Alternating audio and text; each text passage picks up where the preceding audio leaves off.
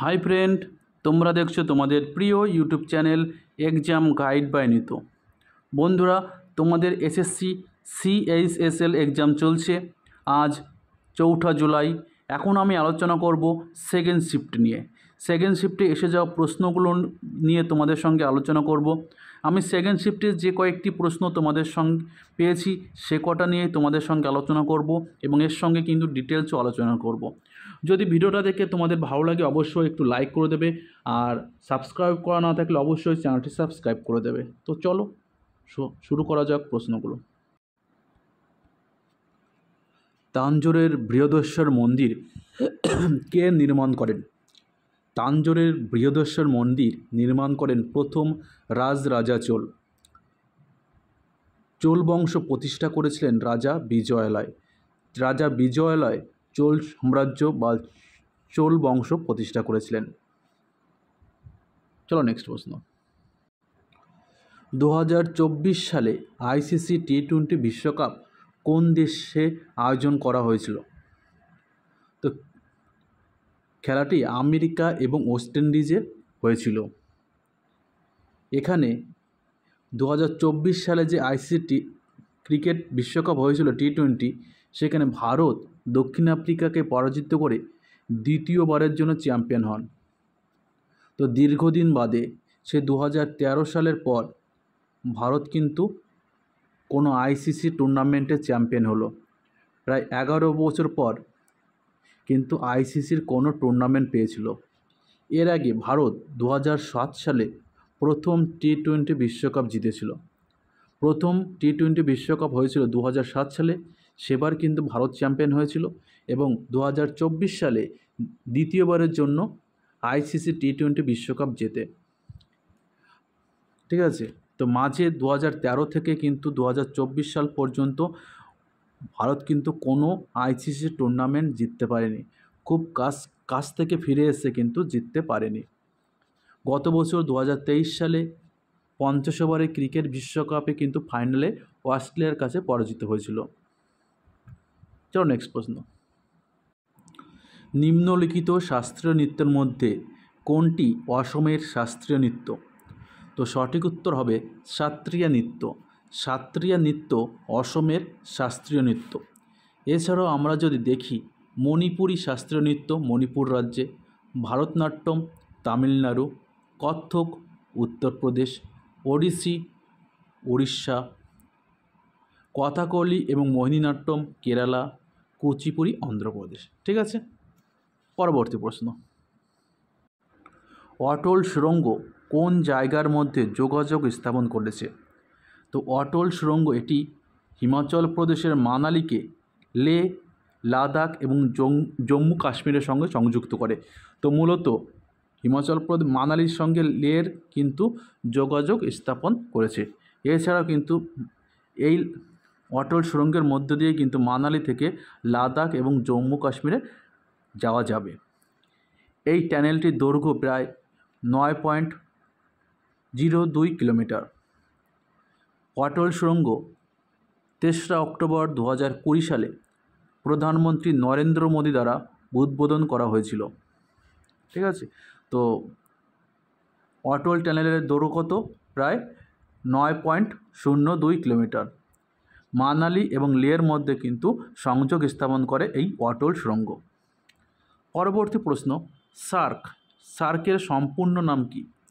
তো সার্কের সম্পূর্ণ নাম South Asian Association for Regional Cooperation. তো South Asian Association for Regional Cooperation, এটা সার্কের সম্পূর্ণ নাম। সার্ক যেটি 8ই ডিসেম্বর 1985 সালে প্রতিষ্ঠিত হয়েছিল। এর সদর দপ্তর কাঠমান্ডু এবং সদস্য দেশ 8টি। কী কী? আফগানিস্তান, পাকিস্তান, ভারত, নেপাল, ভুটান, বাংলাদেশ, শ্রীলঙ্কা এবং মালদ্বীপ। এই 8টি দেশ নিয়ে এই সার্ক গঠিত। সার্কের বর্তমান সেক্রেটারি জেনারেল গোলাম সারোয়ার সার্কের বর্তমান সেক্রেটারি জেনারেল। চলো নেক্সট প্রশ্ন। নন্দা দেবী জাতীয় উদ্যান কবে স্থাপিত হয়েছিল? নন্দা দেবী জাতীয় উদ্যান 1982 সালে প্রতিষ্ঠিত হয়েছিল। এটি উত্তর ভারতের উত্তরাখণ্ডের চামেলি জেলার চামেলি জেলায় অবস্থিত। উত্তরাখণ্ডের চামোলি গাড়োয়াল জেলায় এই নন্দা দেবী জাতীয় উদ্যান অবস্থিত। চলো নেক্সট। আঞ্চলিক গ্রামীণ ব্যাংকের প্রধান উদ্দেশ্য কী?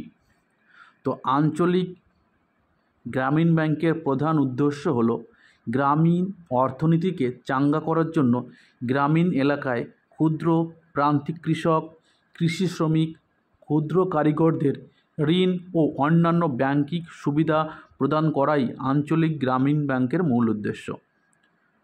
ঠিক আছে, তো গ্রামীণ মানুষদের স্বনির্ভর করা এবং ব্যাংকের সুবিধা প্রদান করা, এটাই কিন্তু গ্রামীণ ব্যাংকের প্রধান উদ্দেশ্য।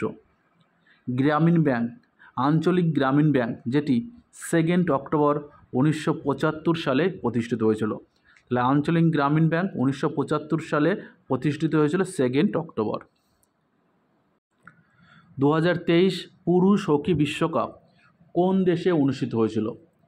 2023 পুরুষ হকি বিশ্বকাপ ভারতের উড়িষ্যা রাজ্যের ভুবনেশ্বর এবং রাউরকেলা শহরে 15তম হকি বিশ্বকাপ অনুষ্ঠিত হয়েছিল।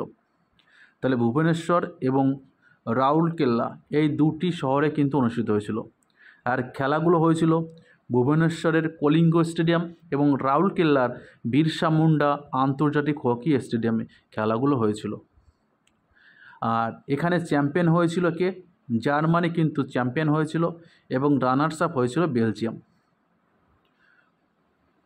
প্রথম হকি বিশ্বকাপ শুরু হয়েছিল স্পেনের বার্সেলোনায় 1971 সালে এবং প্রথম হকি বিশ্বকাপে পাকিস্তান কিন্তু জয়ী হয়েছিল।